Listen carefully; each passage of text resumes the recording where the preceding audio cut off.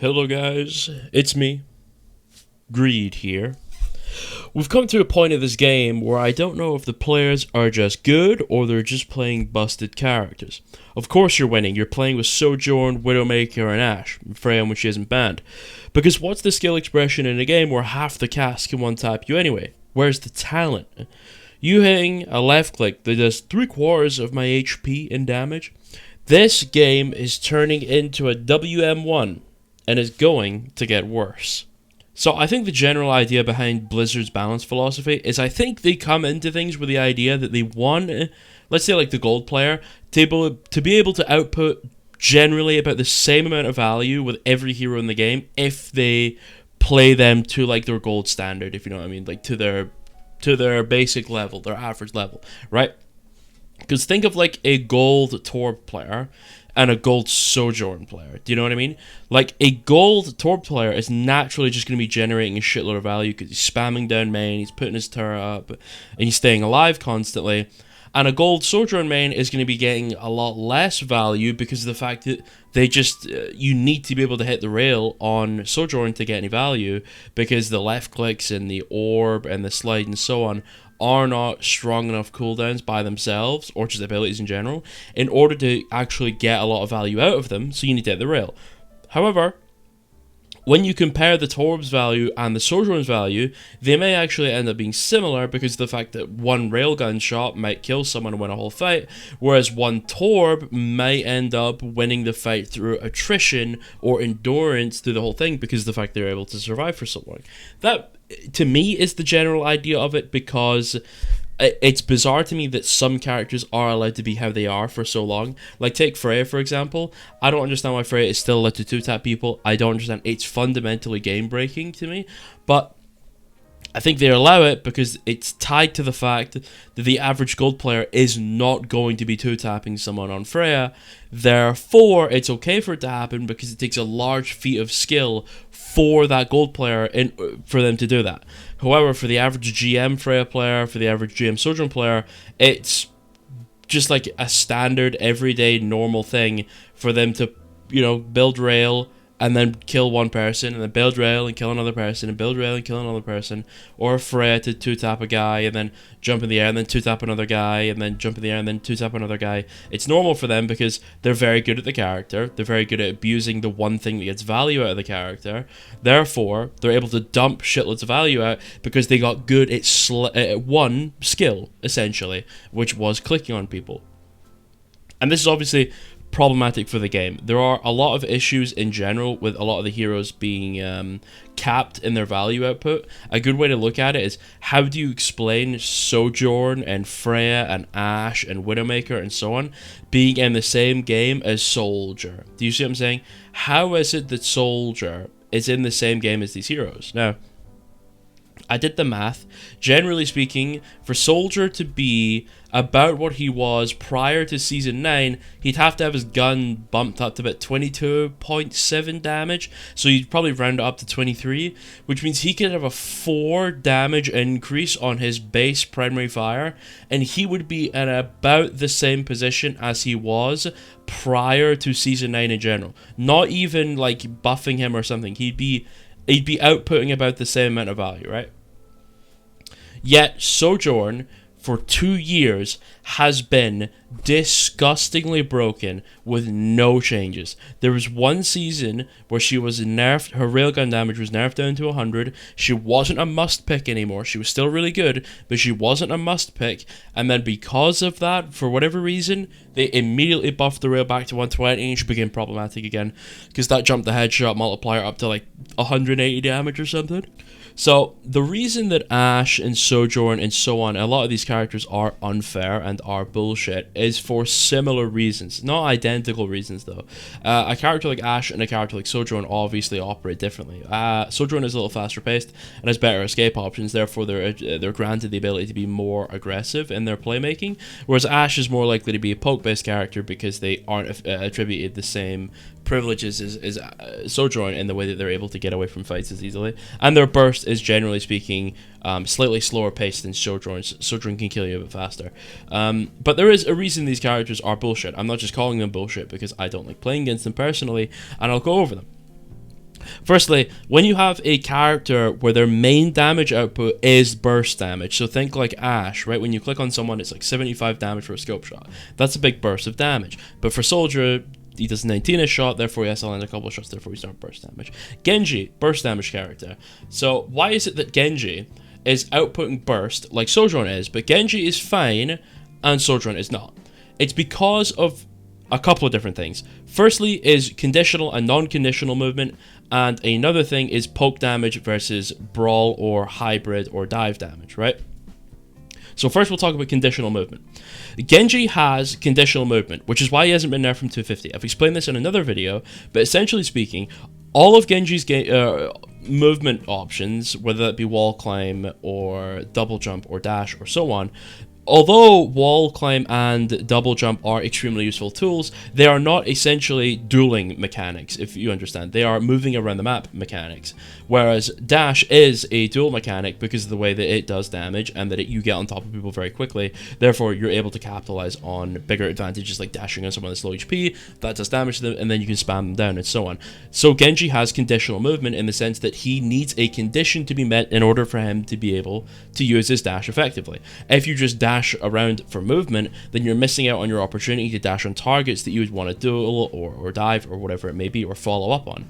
Therefore, his dash is conditional. You cannot just use it. It needs to be used for the right thing at the right time. Otherwise, you are losing out on value that is required for your hero to be useful. Unlike Sojourn, who has unconditional movement in the sense that the slide does not have to be used in a certain way. There is no condition that needs to be met for a Sojourn to get value out of using her slide. She can use it aggressively to get into another angle. She can use it defensively to get away from a dive. She can just use it to get on top of high ground. She can use it to get back to her team faster. I mean, Genji Dash can do that too, but there are scenarios where you wouldn't want to do that. Unlike Sojourn, where I can't really think of a scenario where you wouldn't do that. And that is a big difference between the characters and what differentiates their burst capabilities and why Genji's burst is generally fine to most people, but is objectively okay, and why Sojourn's is more problematic and more oppressive. Because in order for Genji to output his burst damage, he needs to be able to set up a scenario where he is able to force his condition to be met in order to grant his ability to go in and make the play whatever play that may be, right? For example, a Genji just can't dash on a full HP target that's got all of their cooldowns and win by default unless they're an incredibly good player. That would be meeting your condition through a skill set. Whereas something like a Sojourn, because they don't have a condition to be met on their movement, it means that they're able to output their pressure without first setting up a scenario in which their condition needs to be met. If you understand what I'm saying, there's no skill check, there's no skill requirement, there's no requirement in general beforehand where a Sojourn has to display some sense of skill, game sense, positioning, or whatever it may be, in order to give herself the ability to use her slide effectively to gain the value. It just by default gains value depending on how well you use it, if you know what I'm saying, right? Whereas Genji Dash does not operate like that. There are like essentially a flowchart that needs to be met before you're able to effectively use dash, which is the difference, right? So now that we've understood conditional and unconditional movement, where Genji is forced to set him up himself in certain scenarios where he has to go through a large gameplay loop or scenario or building up to a moment where he uses it and needs to use that in a certain way in order to get value, and that's his condition that he needs to meet before he's able to use dash effectively to gain value, unlike unconditional movement where it's something you can just use whenever you want for whatever reason and it naturally gives you value because you don't need that movement in order to set up something that will grant you your basic value, if you know what I'm saying, right? So those are the two things. Next are their burst differences. What is different between getting bursted by a Genji and bursted by a Sojourn? Getting bursted by a Sojourn is completely different because of, firstly, the conditional movement sets, and because of the fact that it is longer range and it is poke based, whereas Genji is brawl based. If you were to get burst down by a Genji by getting right clicked in the face or whatever, a couple of things need to happen first before that opportunity can ever occur. Firstly, you need to be within dash range, and you need to be in a scenario where Genji would want to dash on you in the first place. Unlike with Sojourn, where if you peek her at any moment and she has Railgun, she has an opportunity to burst you down, meaning that you don't necessarily need to make any mistakes in order to be potentially hit with a large amount of burst that either kills you immediately or forces you out of performing whatever gameplay loop that you were trying to do. It stops you from generating the value that you likely deserve simply because you two looked at each other, where Genji is not capable of doing the same thing. He may be able to dash on you and brawl you at a bad time, but you are able to win. At no point are you ever forced out of doing something simply because you exist. There had to have been prior mistakes for a Genji to get on top of you and kill you effectively. Meaning if you play perfectly, a Genji should realistically never be able to get onto you, unlike a Sojourn that can blow you up from across the map.